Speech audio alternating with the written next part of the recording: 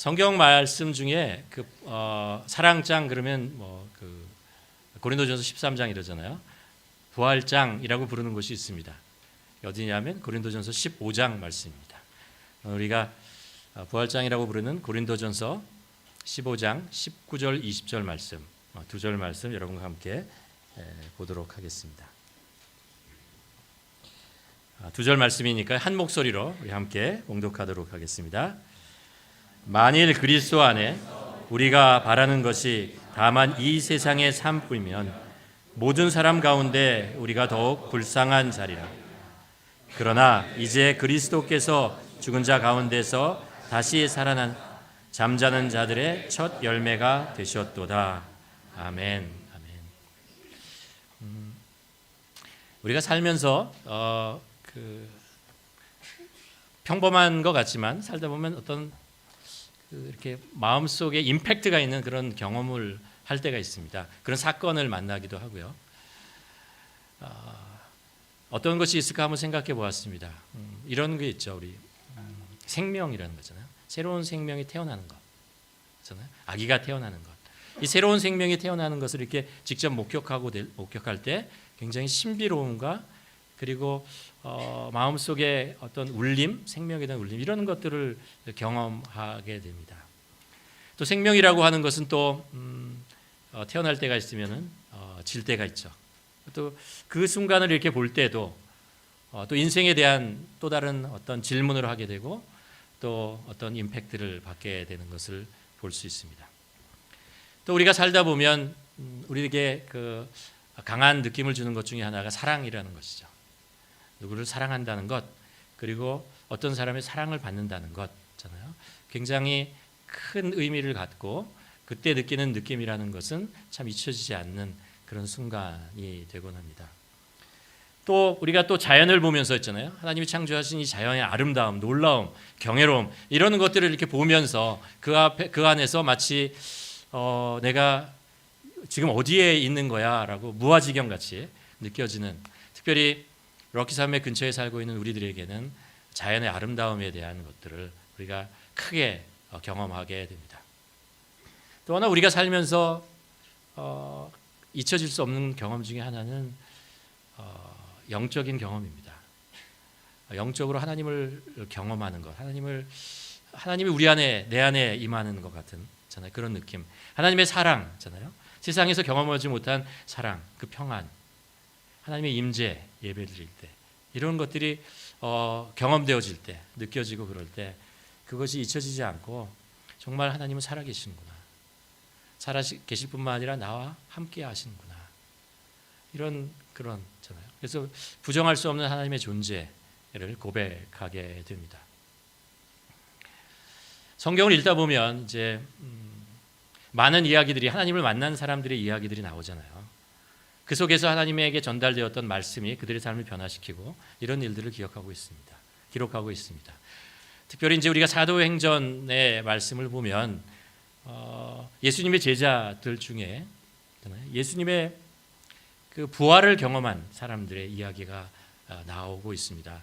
사도행전이라고 하는 것, 그리고 신약에 나오는 많은 부분들이 무엇이냐 하면 예수 그리스도의 부활을 경험한 사람들의 이야기라고 얘기할 수 있습니다. 그들이 예수 그리스도를 경험하고 그의 삶이 어떻게 변해갔는가, 어떤 방향으로 가게 됐는가, 이런 것들을 기록한 그런 책들이라고 말할 수 있습니다.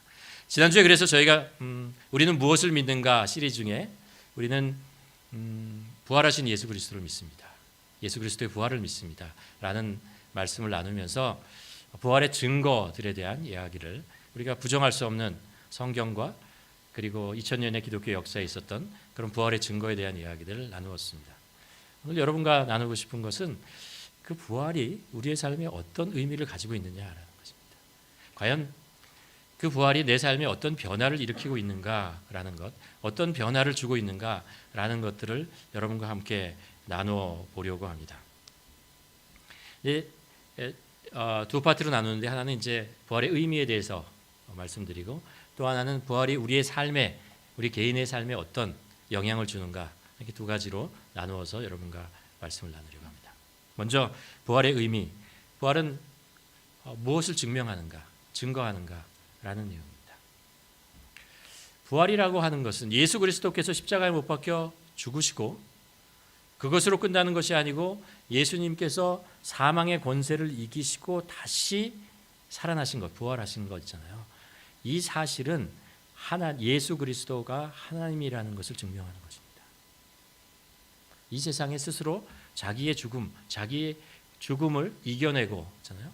구원을 스스로 만들어가는 그런 존재는 없습니다. 죄라고 하는 것은 우리 인생을 묶어버립니다. 그래서 죄의 올무로부터 벗어나지 못하게 만들어가는 것, 그게 죄라고 하는 것의 어떤 힘이고 우리가 죄를 두려워해야 되는 이유입니다. 그래서 죄라고 하는 것은 사람을 묶는 것뿐만 아니라 죄로 인해서 계속해서 멸망과 심판으로 우리를 이끌어가는 그런 어두운 힘을 가지고 있다는 것을 압니다. 예수님께서 그런 우리를 죄에 묶여서 죄의 어두운 그림자 속으로 사라지고 있는 영혼을 구원하기 위해서 십자가에서 우리 대신 십자가에 돌아가서 죽으셨습니다. 그렇죠?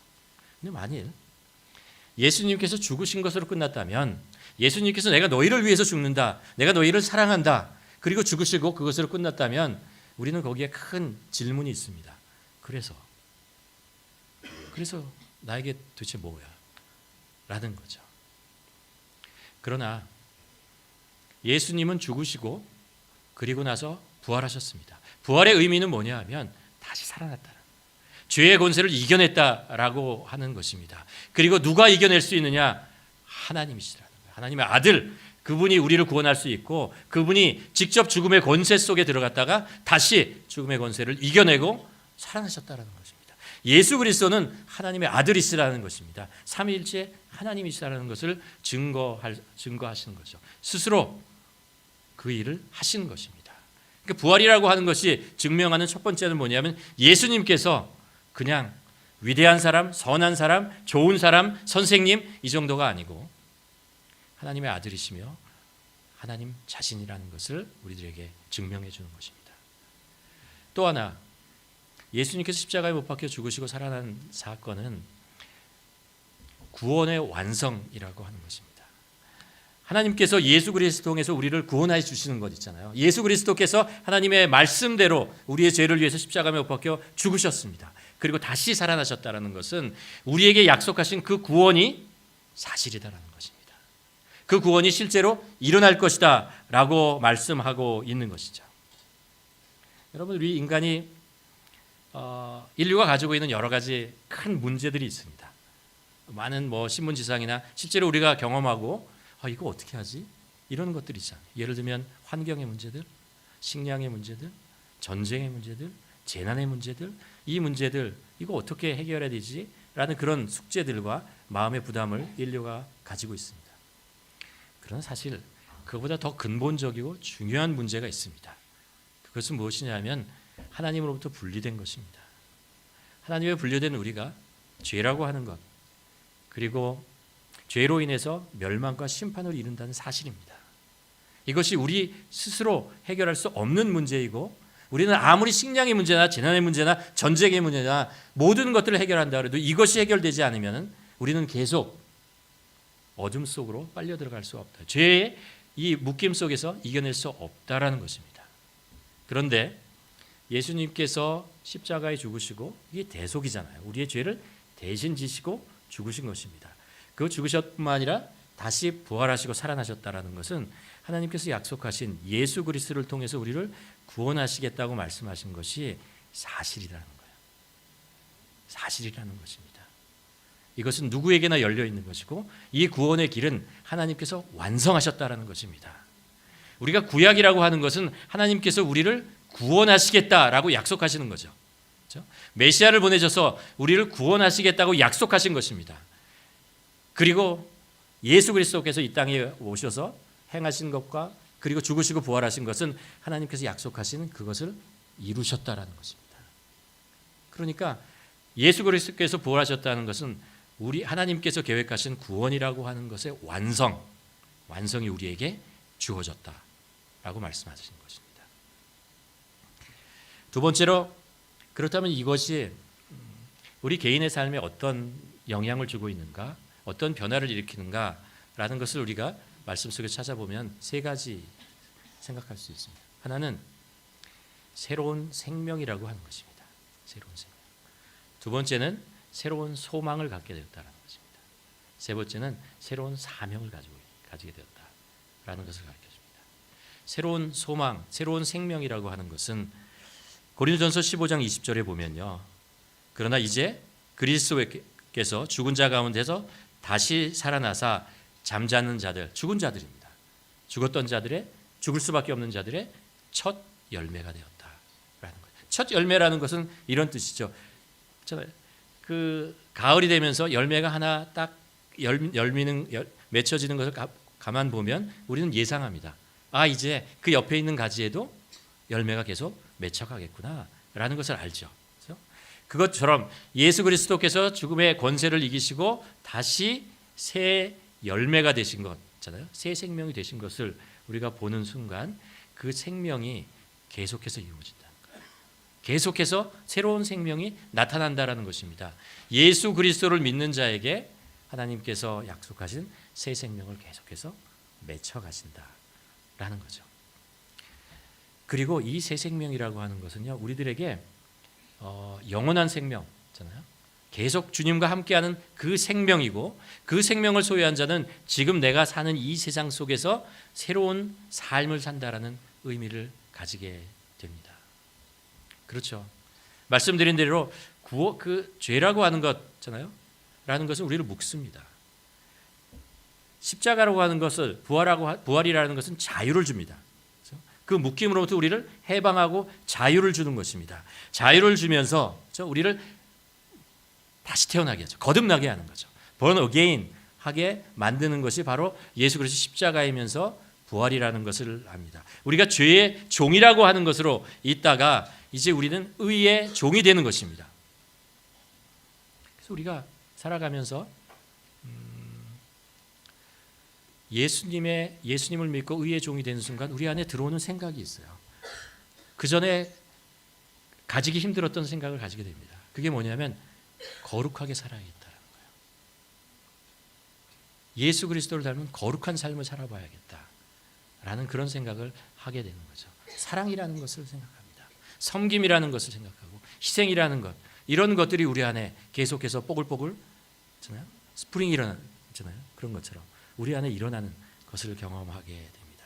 그 전에 우리가 세상에서 인정받기 위해서, 세상에서 내 존재를 드러내기 위해서 애쓰고 수고했던 우리의 삶의 대부분의 시간들 있었잖아요. 근데 예수 그리스도의 부활, 그것을 확신하면서 우리가 우리 주님과 벗하며 살아야겠다는 생각, 그 주님과 내가 가까이 그 주님을 닮아가며 살아야겠다, 그런 생각이 우리 안에 자리 잡게 됩니다. 세상에 속한 자가 아니라 성경은 우리에게 예수 그리스도와 합한 자, 유나이트 됐다, 예수 그리스도 합한 자가 되었다라고 우리에게 말씀하고 있습니다. 예수님께서 말씀이, 성경이 우리에게서 계속 말씀하잖아요. 내가 주님 안에, 주님이 내 안에 계신다. 그러면서 우리의 삶에 변화가 찾아오는 것입니다. 그래서 고린도전서 5장 17절에서 그런즉 누구든지 그리스도 안에 있으면 새로운 피조물이다라는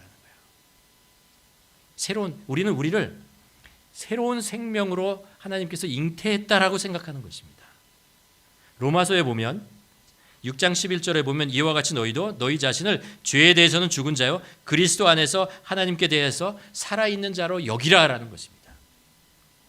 실제로 영적으로 우리는 하나님 안에서 십자가로 인해서 살아난 자가 되었으니까, 예수 그리스도께서 부활하시고 새 생명이 다시 부활하시고 새 생명으로 죽음의 권세를 이기신 것처럼 우리 역시 새로운 생명, 예수 그리스도를 믿으며 새로운 생명이 되었다라는 것입니다. 새로운 피조물이 되었다라는 것입니다. 그 전에 우리가 바라고 우리가 생각하고 나 자신을 정의하는 것, 세상 사람들이 나를 정의하는 것으로 내가 그렇게 규정되지 않는다라는 것입니다. 나는 이제 하나님이 말씀하신 그 말씀대로 하나님의 자녀가 되었고 새로운 피조물이 되었고 예수 그리스도와 연합한 자로 살아가는 그런 정체성, 아이덴티티를 가지고 살아간다는 것입니다. 그런데 이것을 잘 인정하고 싶지 않아요. 내가 하나님의 자녀인 것을 내 스스로 인정하지 않으려고 한다는 거예요. 그러지 말라라는 거예요.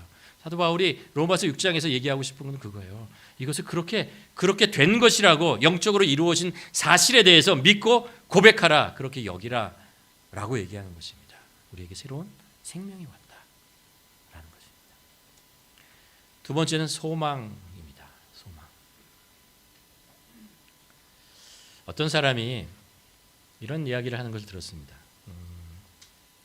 우리가 이제 인류가 이제 쭉 역사를 쭉 지나면서 많이 발전했잖아요. 문명을 발달시키고 많은 발전을 이루었습니다. 그 이유가 무엇이냐? 라고 했을 때 이런 이야기를 합니다. 그것은 인간의 욕심과 시기심을 잘 자극했기 때문이다. 어떻게 생각하십니까? 제가 하는 얘기가 아니고요. 유명한 경제학자가 하는 말이에요. 인간의 욕심과 그 시기심을 잘 자극하면 인간은 열심히 일한다는 거예요. 죽어라고 일어난다는 거예요. 죽고 있는데 모르고 일한다는 뜻이에요. 아니, 실제로 제가 한 얘기 아니라니까요. 그렇게 잘하는 체제가 뭐냐면 자본주의죠. 네가 애써서 수고해서 번 거는 다 네 거야 라는 거죠.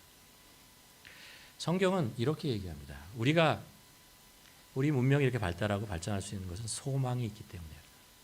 하나님께서는 우리에게 본래적으로 우리들에게 삶의 의미와 목적을 찾아가도록 만드셨다는 것입니다. 그래서 어떤 상황, 어떤 형편에 있든 소망을 가지고 살아간다는 거예요.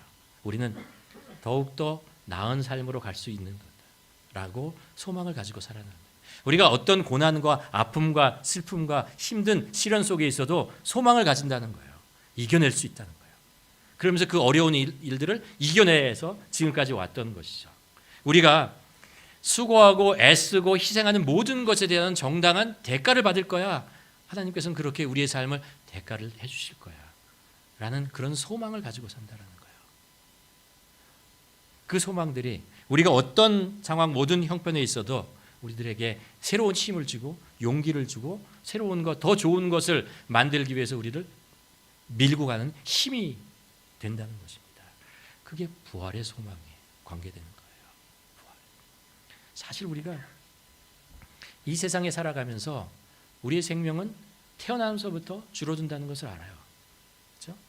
20살이 넘으면 우리는 체력적으로 점점 쇠퇴한다는 것을 알아요. 우리의 몸만 아니라 우리의 머리도 있잖아요. 점점 인지 능력이 떨어지고 기억력이 떨어지고 알아요. 그럼 그것으로 끝난 것이냐? 아니라는 거예요. 아니라는 거예요. 우리들에겐 소망이 있습니다.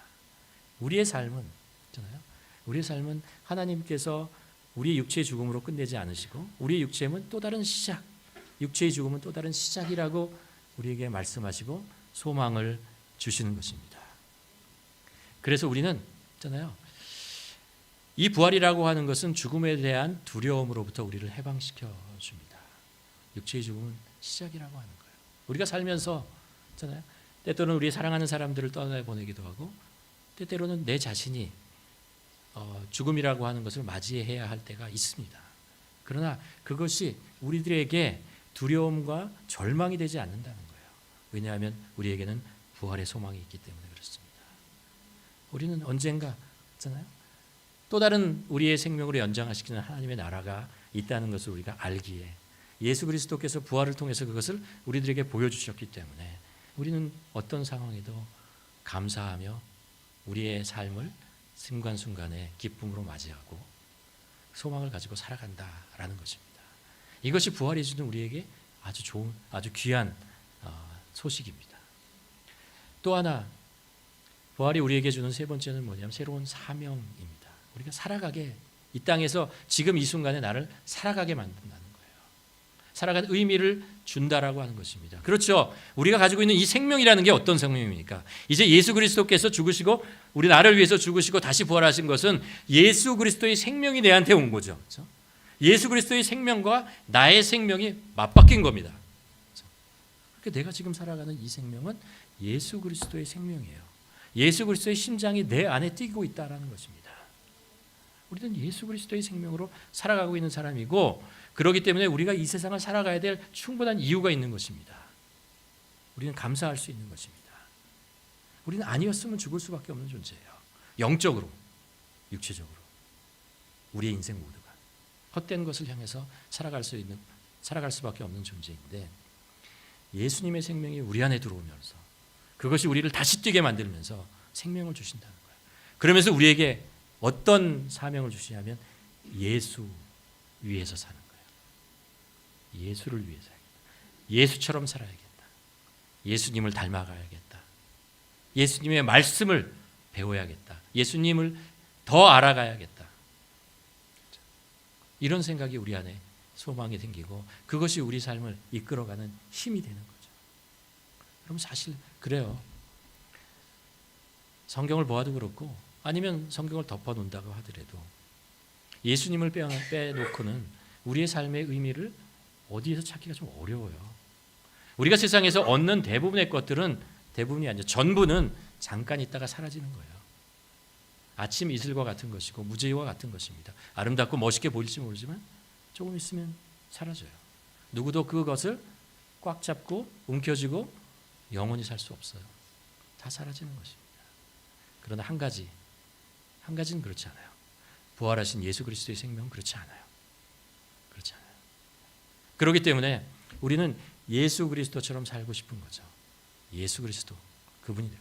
또 하나는 우리가 예수 그리스도를 자랑하고 싶어요. 예수 그리스도가 어떤 분이신지를 옆에 있는 사람한테 전하고 싶어요. 알려주고 싶어요. 그도 부활하신 예수 그리스도께서 나를 변화시켜 주셨는데 이 변해진 나의 모습 이것을 그들에게 알려주고 싶어요.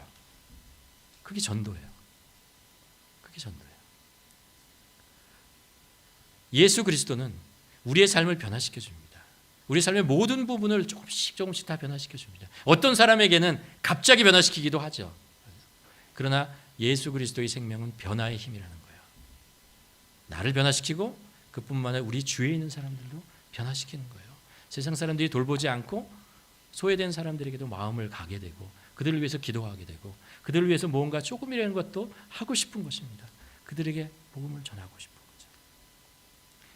지난번에 이든밸리에 몇 주 전에 저희 교회에서 갔습니다. 가서 이제 거기서 BBS를 이렇게 여름 성경학교를 하고 있었는데 그 아이를 이렇게 데리고 온 부모님이 있었어요. 그리고 햄버거를 같이 먹으면서 이렇게 얘기를 하다가 이분이 복음에 대해서 관심이 있다는 것을 알았어요. 근데 우리 청년 중에 전도 폭발하는 친구들을 얘기했더니 바로 와서 2명이 와가지고 그 부부와 함께 한 1시간 동안 얘기를 하더라고요. 복음에 대한 이야기를 하고 하나하나 전해주고 질문하면서 답하고 우리 청년들이 그 일을 하더라고요. 그러면서 와 대단하다라는 생각을 합니다. 사실 그렇잖아요. 우리 복음에 대한 이야기를 해봐 그러면 도망가고 싶잖아요. 네가 해봐. 이런 생각이 있는데 우리 안에 복음이 있으면 우리가 할 수 있는 기회가 있을 때 복음을 전하는 것 얼마나 소중한 일입니까? 그렇죠? 왜요? 예수님의 생명이 나의 생명이 되었기 때문에 그렇죠. 예수님이 나를 살렸기 때문에 그렇습니다.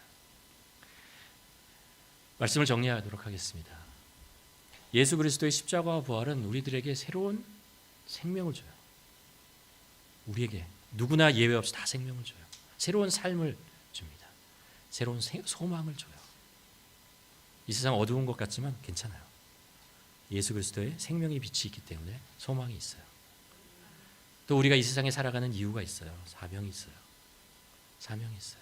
예수 그리스도 이름이 더 알려지고 예수 그리스도로 인해서 많은 사람들이 이 평안과 이 생명을 누리게 하고 싶은 그런 거 있잖아요. 그게 우리가 할 일이죠. 우리 교회가 존재하는 이유입니다. 우리 안에 모든 이 소망이 있었으면 좋겠습니다. 이 사명이 있고 이 생명이 함께하는 그래서 하늘의 교회가 이곳에 머문 곳이 아니고 계속해서 주위에 있는 이웃에게 다가가고 그리고 나아가고 원주민에게도 그리고 땅끝에 가도 계속해서 우리 주위에 있는 다른 민족에게도 계속 복음으로 우리가 브릿지를 만들어가는 우리 모두가 되기를 주님의 이름으로 축원합니다. 기도하시겠습니다. 우리 함께 기도했으면 좋겠습니다. 예수 그리스도의 십자가의 은혜 그리고 부활 그것이 나에게 어떤 의미가 있습니까? 한번 이 시간에 주님 앞에 고백했으면 좋겠습니다.